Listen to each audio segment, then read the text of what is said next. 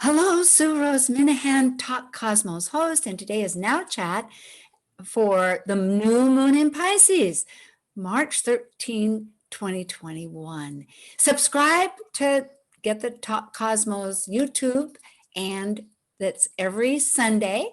I have my member of the Moonbeam team with me, Elizabeth Liz Mouchat, who will be talking about the new moon for the NOWCHAT today. Hi, Liz. Hi, Sue. It's great to be here. It is, and I love it. Pisces new moon at 23 degrees of a Pisces. So it's, new moon time again. And it's the last one in our zodiac for a while. And we'll start new again. So we're at the 12th sign. And so we're going to start over again with Aries. So it is a completion, isn't it? An important factor to realize that take this time of wholeness before we separate out again. Yes. And here's the astrology chart for the East Coast of the United States. And the planets are all on the left half of the chart, Eastern Hemisphere. It's in a bowl shape. The planets are all encompassed by the south node of the moon and the north node of the moon. And the south node is leading, but we could also say Pluto is leading, because usually we wouldn't consider a node as the leading planet. So I'm going to include both of them. It kind of felt good to include both of them. Well, that certainly indicates a time that we are feeling as we're sifting through what was the past and going towards the uncharted direction of the new unknown. Yes, looking at things that we've done in the past and is there anything we can do to transform things and go forward with it, or maybe just leave it in the past and move on? It feels like this chart, since there's a lot of energy in the first house with Pisces and a little bit of Aries here in that first house, of leadership and responsibilities. And it's interesting that the first house is Pisces, the last sign of the zodiac, and we have some Aries in here too, the first sign of the zodiac. So, well, because it's in the first house, then would you agree that that would be responsibility to ourself? Yes. Taking care of the true responsibilities to ourselves. Right, because the first house is self, but the opposite is the seventh house. So to integrate leadership and responsibility with self, but also with others.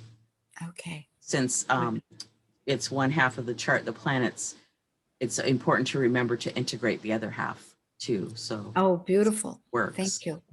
Mm-hmm. And we're at the midpoint, or the halfway point between the eclipses. And so the last solar eclipse was on December 14th at 23 degrees of Sagittarius. And today we're at the midpoint or halfway point of the new moon in Pisces at 23 degrees. And the next solar eclipse, new moon, is June 10th at 19 degrees Gemini.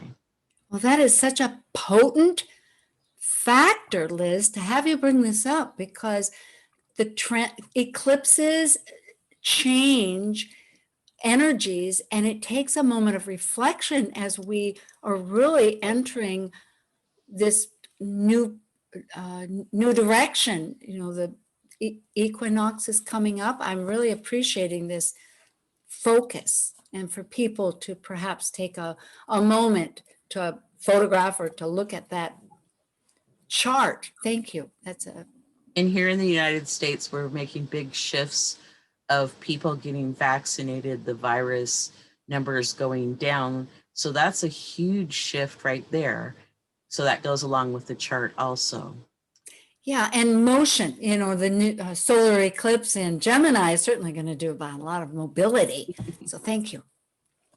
And so the new moon is always about new beginnings, starting something. This one's in Pisces at 23. So Pisces is about dissolving the boundaries. So, and it's also about having a big imagination or big dreams, intuition. So your desires and wishes and hopes for if you do the new moon wishes and dreams, it's like have no boundaries. Just kind of dream big and see what happens. Beautiful. And It's then we very have special. Venus and Neptune together in Pisces within 1 degree. And so to me, there's a lot of possibilities around relationships to bring new ones in, to do, maybe some healing to relationships that you have. And to love oneself, isn't that because it's in Pisces, unconditional love, to really give oneself that love so that we can give it to others. And then we have Ceres and Chiron in the 7 degrees of Aries. And so like there's some healing of past wounds, perhaps, of anything around feminine, nurturing, mother. And that can, even if you're a man or a male, we all have a feminine side. So it could be even very simple like that. So, and I'm going to say, since it's in the sign of Aries, even a tiny little step can bring a big healing. It's like this wonderful healing opportunity is here. And so it's these possibilities can be bigger than we could imagine. So to me, that's really exciting. And Absolutely. then here's the chart for the West Coast of the United States. And so it's pretty much the bottom half of the chart encompassing all the planets. And on the West Coast of the United States, this Pisces energy is shifted to the 2nd and 3rd house, and the Aries into the 3rd house, and 2nd house is values, 3rd house is communication and siblings in our neighborhoods. And we're already noticing that neighborhoods, people are going out more. I mean, yes, we're almost at spring, but the virus numbers are going down. So I heard on the news that we're going to be able to go to baseball games 25% of capacity. So we're already seeing signs of what's happening. So I think that's really promising and exciting for everybody. Yeah, reclaiming. Ceres reminds me that through that grief process of loss, that there's that reclaiming. And so fast, so powerful to have it conjunct exactly to Chiron, the wounded healer.